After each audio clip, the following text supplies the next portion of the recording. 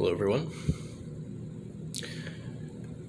Here to say the majority of politics is a distraction. Now, some are going to roll their eyes and say, well, hell, I already knew that. Politics is a distraction.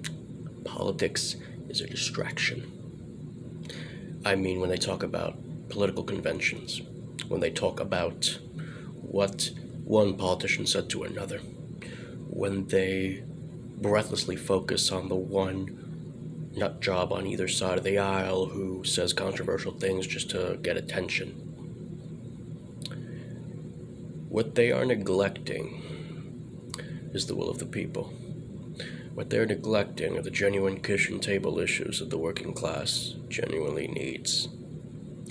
It speaks volumes that every time something regarding the working class has occurred, it inevitably gets batted down. Why is that? The majority of the politicians are in the pockets of the ruling class. Now, how do we know this? Well, let's rewind back to 2011, shall we? In the midst of Occupy Wall Street, everybody was all fired up.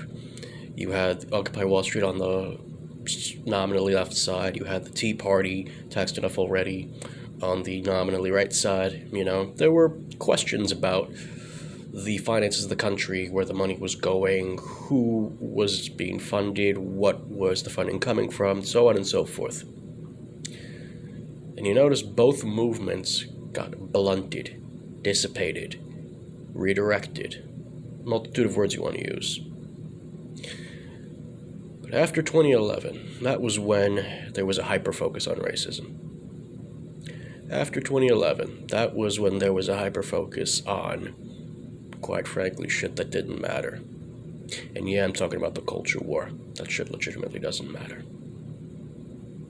Because all things are product of their times, all things are product of their environment. If your environment is toxic, regardless of whatever you push for, everything else is going to become toxic.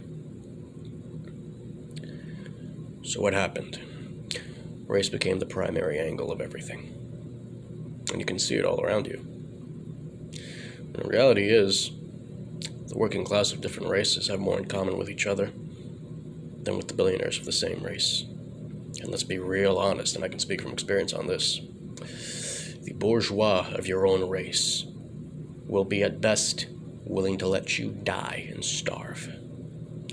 Or at worst, be the ones putting their boot to your neck. So what is to be done, comrades? You have to always occupy yourself with kitchen table issues, with minimum wage, at least in this country, with universal health care, at least in this country of the United States, with the necessary universal basic income, the minimum income necessary to survive. Pressure on these people at all times, because we're nowhere near ready for a revolution. There is no vanguard party. And given that this is one of the primary capitalist countries, there's not going to be very much going on that isn't directly funneled and funded by the billionaires. Think about it. There's a concept in social psychology called the Hegelian dialect. Some of you may know it because of Psychology 101 or 102. Some of you may know it because you're a fan of the rapper Prodigy. It is where the ruling class creates a problem, and then it pressure builds, and you're desperately scrambling for a solution.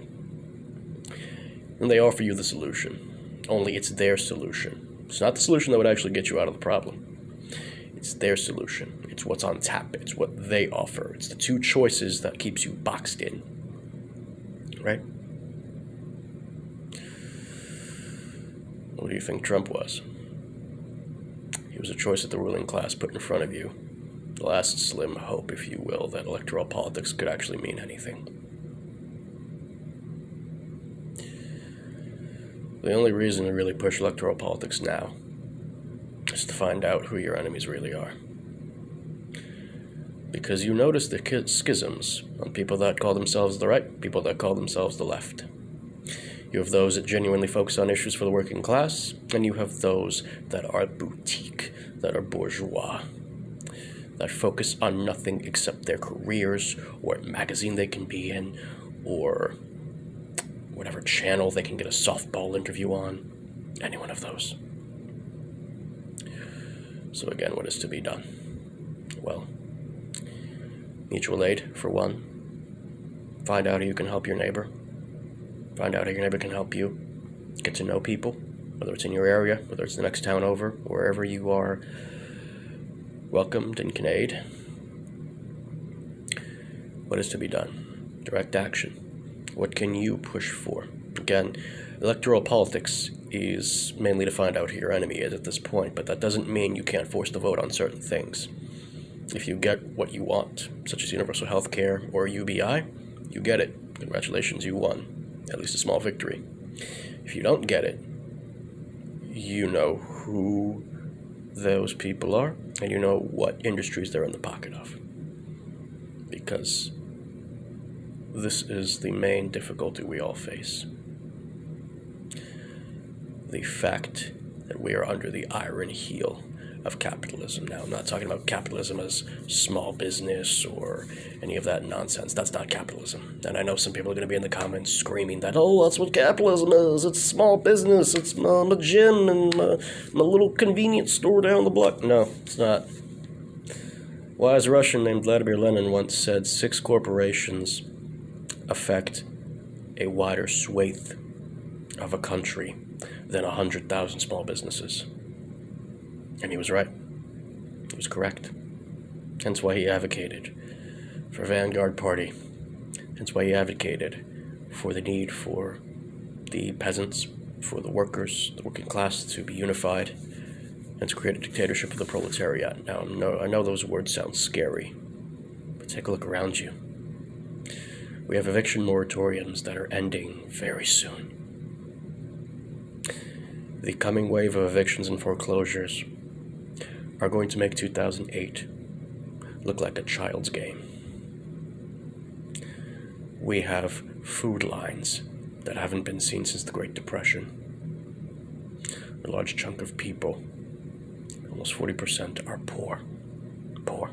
I'm talking desperately poor. I'm talking no food to eat. I'm talking in Texas they can't get their power. And we're the richest country in the world. That speaks volumes, doesn't it?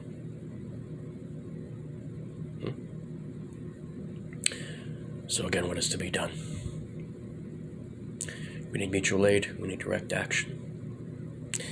And we need to focus on the people that push working class issues. If someone on the right speaks about the working class, listen to them. If someone on the left talks about needing healthcare in the middle of a pandemic, listen to them.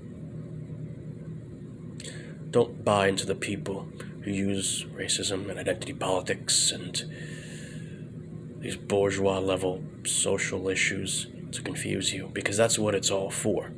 There's a reason why the ruling class, corporations, want to talk about racial issues. They want to talk about LGBTQ. And I'm not denying there aren't issues that exist. Of course there is. Of course there is. We're in a multi-ethnic country. Pains me to say it. It's going to happen. We are in a country in which there are a variety of sexual identities, if you will. It's bound to happen. But notice the people pushing those issues the most. Right? Now, sometimes they can be the ones who genuinely are affected by those issues. And again, we should listen to them. But the majority of people pushing those issues, they're not exactly on the breadlines, are they? They're fine. They've got health care, they've got food, they've got water, they've got everything else. And those same people, when you ask them, what about Flint, Michigan? What about Texas? What about Philadelphia being the poorest city in the country? They chalk it up to racism. Or they chalk it up to mismanagement. I doubt it. I'm positive that it's the dictatorship of capital keeping the boot on the rest of our necks. And I want you to keep in mind that previously, in previous generations, when Martin Luther King stopped talking about race, started focusing on class, started discussing how he would talk about the poverty that would affect the working class of all colors. They shot him. They being the government. When Fred Hampton decided to unify whites, blacks, and Puerto Ricans, he was killed. JFK talked about secret societies and the financial rulers. He was killed. Well, guess what? They can't kill all of us. Not here, not now. Beauty of the internet is that there is 1,000 of us, and we're all finding each other. So change is gonna come. We just need to be ready for it.